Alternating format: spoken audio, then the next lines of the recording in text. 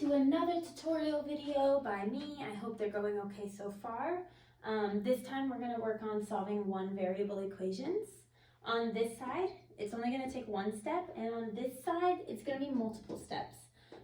So we're going to ease into it a little bit, but seeing multiple varieties of it is always helpful. So I wrote a little note here that we need to use inverse operations. And think about the word inverse as just undoing something, or opposite. So if we're adding to start, then we need to subtract to take away. Another key note to say is that if we do something to one side, we have to do to the other. What we do to one side, do to the other. That's super important, okay? Because if you don't, your equation is no longer equivalent, okay? So, I'm going to solve these all in a different color. So this one right here, we have 26 equals 8 plus v. Well, we want to try and get v by itself. So we need to get rid of our 8. Well, to do that, this is a positive 8, so we need to subtract it. 8 minus 8 is 0. But if we do it to that side, we have to do it to this side. So now we are left with v equals 26 minus 8, which is 18. Okay, and that is our final answer. All right, so moving on. Also, we want to remember that we don't always see x. We're going to see random other letters. They mean the same thing. Those are just variables, and it's okay. All right, so this one we used x. X minus 7 is 13. Well, we want x by itself, so we need to add 7 to both sides, because that's the only way to get rid of that 7. So now we have x equals 13 plus 7 is 20.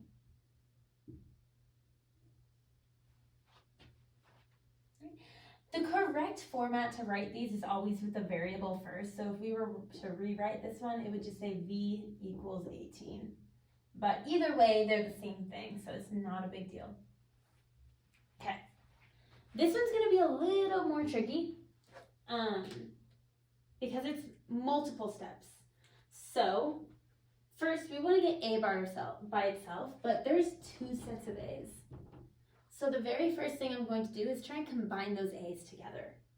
So we have 1a over here and negative 5a's over here. It's always helpful to have positive values, so we're going to go ahead and add this 5a to both sides.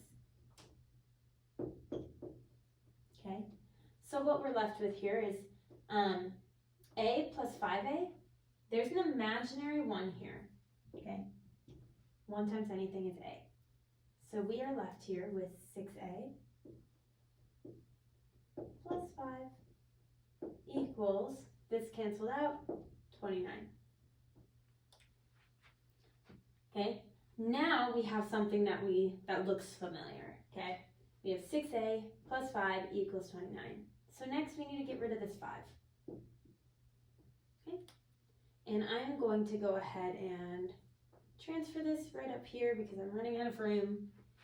And what we're left with is going to be 6a equals 29 minus 5, which is 24. Well, now we have a 6a, okay, and we needed to say a. So think about this as multiplication. So inverse operations say we need to divide. Okay, so we're going to divide by 6 on both sides. Well, 6 divided by 6 is 1, so we're just left with a on that side, equals 24 divided by 6, which is 4. All right. And very similarly, we're going to work on this example number 4. We want to start by trying to combine our x's.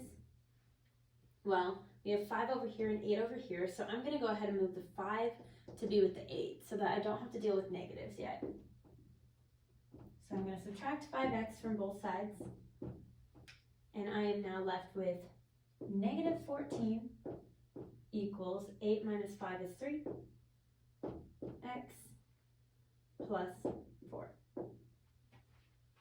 All right, but now I need to combine my numbers, okay?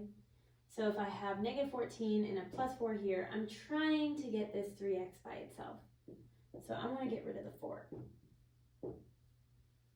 Okay, negative 14 minus 4, that means we have to add these together and keep them negative. So we have negative 18 equals 3x. And because we have a 3 times an x, we need to divide by 3. Divide by 3. And I'll carry it right on up over here.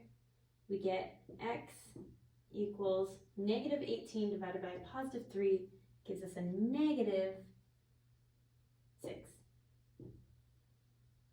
And that is how you use inverse operations to solve one variable equations. Thank you.